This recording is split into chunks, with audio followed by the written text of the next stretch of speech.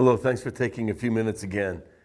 We've been talking about James and his correction to the church, and he's dealing with the issue of believers not getting along. We might think it's not such a serious issue, but trust me, even from a pastor's perspective, the wranglings, the misunderstandings, the quarreling and arguing among believers is probably one of the most detrimental things that can happen to a local church and to its mission.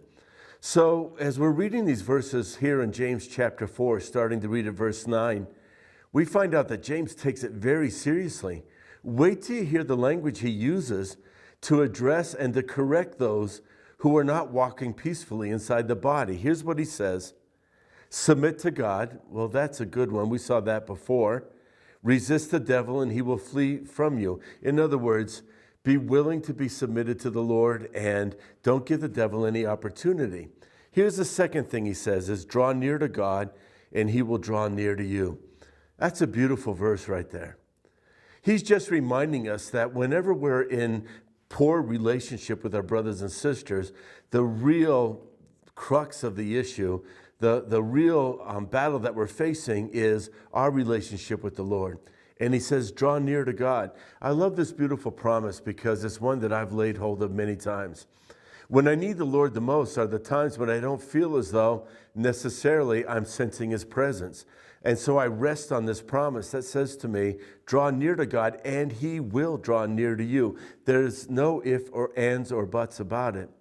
So let's remember that when we get into arguments and dissension, let's align our own heart in our relationship with God. Then the peace of God will come and fill our own hearts, and it adjusts all those relationships.